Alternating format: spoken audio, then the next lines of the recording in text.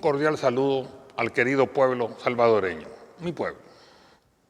La publicación mencionada en el programa anterior de la restauración del virus fue autorizada considerando que el beneficio futuro de esta publicación era mejor para prepararse para tratar futuras pandemias en aras de la salud pública y es mayor que los riesgos de seguridad. No obstante lo anterior, trabajar con ingeniería genética es un riesgo potencial inesperado. Fuera de la manipulación humana, los virus pueden mutar transformándose naturalmente en virus más peligrosos y escapar eventualmente por causa de un error humano o por desconocimiento completo del comportamiento viral. Si el virus de la influenza española de 1918 había desaparecido, no había razón de restaurarlo a pesar de las buenas intenciones.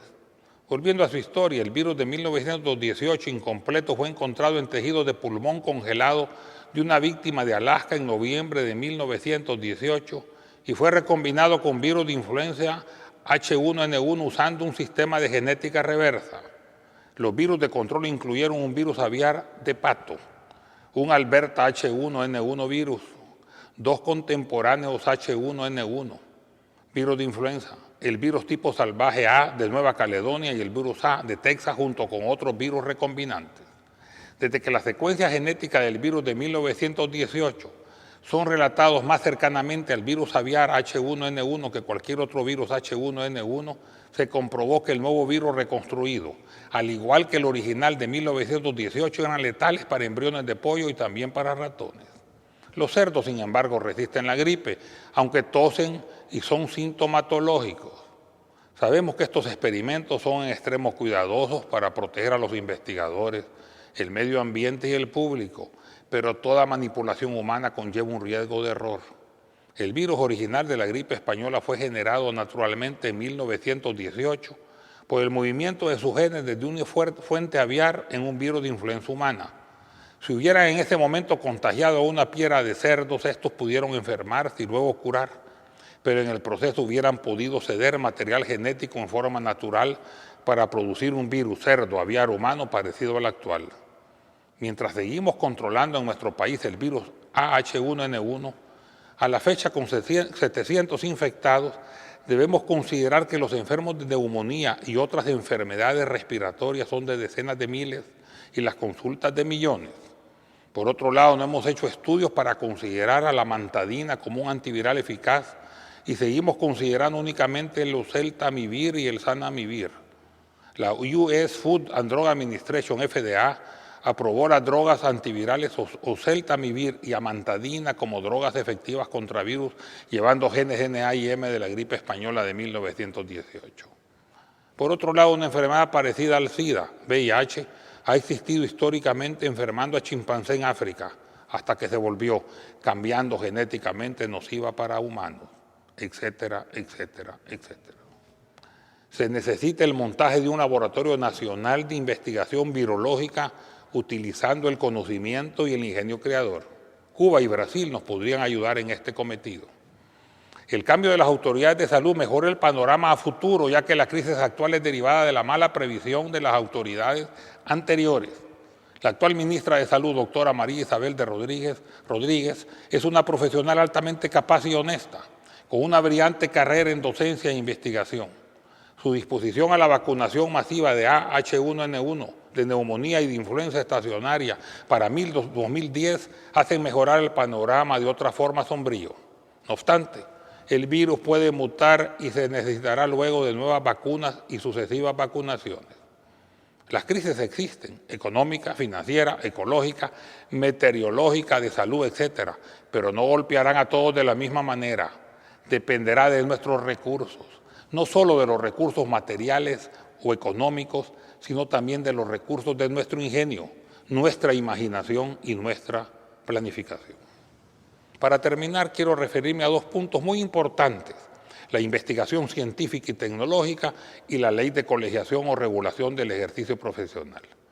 Tenemos que investigar sobre nuestros recursos, los cuales al no producirlos, las naciones desarrolladas no les interesa investigar, así como es el caso de las enfermedades tropicales, como no las padecen, no las investigan.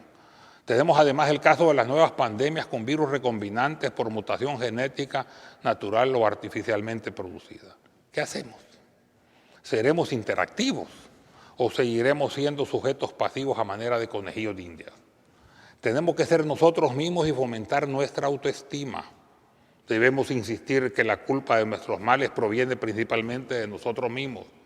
Debe recordarse que cualquier investigación tiene que empezar recolectando información y evaluando resultados obtenidos a fin de no duplicar y malgastar esfuerzos en repetir lo mismo.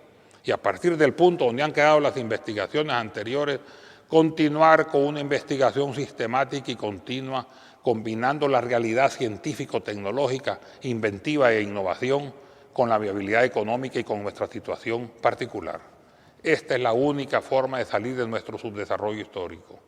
Utilización racional de todos nuestros recursos naturales, incluyendo los mal llamados desperdicios, y el empleo total, utilización de todos nuestros recursos humanos. La casi nula investigación y el escaso control nos impide además evitar que las transnacionales nos engañen, llevándose productos no detectados o bien comprándonos materias primas a precios marginales y transformándolas a precios espectaculares, a veces utilizando corrupción, pero muchas veces abusando de nuestra ingenuidad y a veces incluso de nuestra ignorancia. No nos preocupamos por explotar eficientemente nuestros recursos. Y por el otro lado, los países desarrollados, cuando han necesitado materias primas básicas de difícil adquisición, han promovido investigaciones alternativas urgentemente. Veamos 3 casos a manera de enseñanza. Hasta 1914 los Estados Unidos importaban todo el potasio de Alemania, pero luego del bloqueo de los puertos alemanes buscó afanosamente fuentes de potasio en su propio territorio y nuevas tecnologías para obtenerlas de fuentes no convencionales.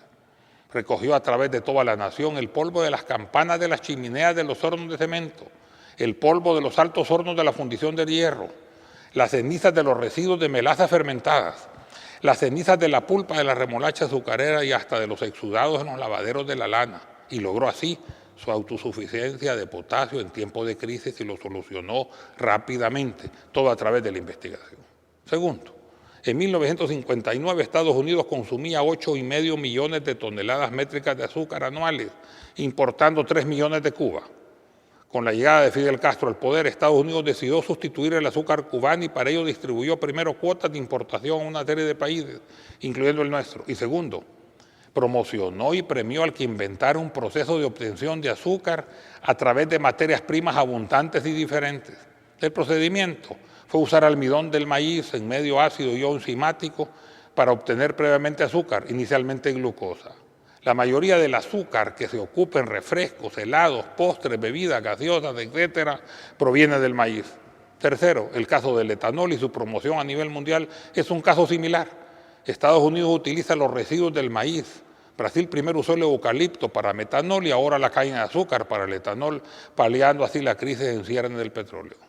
Nuestra investigación, sin embargo, tiene que orientarse a estudiar qué, cuáles, dónde, cómo, cuánto podemos usar y en qué forma lo podemos hacer de acuerdo a nuestras necesidades y recursos propios. Por otro lado, es necesario que la colegiación profesional sea aprobada en todos los países de América Latina para formar luego el Colegio Latinoamericano de Ingeniería Química o la Federación de Colegios Latinoamericanos de Ingeniería Química, a manera de un ente profesional, científico y humanista de gran importancia regional que sería un motor de desarrollo de grandes proporciones. Convencidos de que la unión hace la fuerza, hay gobiernos como el nuestro, al menos en el próximo pasado, que se han opuesto firmemente a esta colegiación. En nuestro país la ley del ejercicio profesional ha sido permanentemente solicitada y también permanentemente negada, excepto con la aprobación de la Ley General de Colegiación Profesional Obligatoria en marzo de 1982, la cual fue declarada inconstitucional por incorporar la palabra obligatoria. Sin entrar en la obligatoriedad de un colegio, se puede legislar considerando la licencia para ejercer una profesión como un prerequisito, al igual que la obtención de un título válido y no como una obligatoriedad. Se debe insistir sobre todo en los países que no la han aprobado como el nuestro, en la formación del colegio y luego buscar su integración latinoamericana. Futuros colegas, les deseo lo mejor. Nuestra América Latina los necesita. Suerte. Muchas gracias.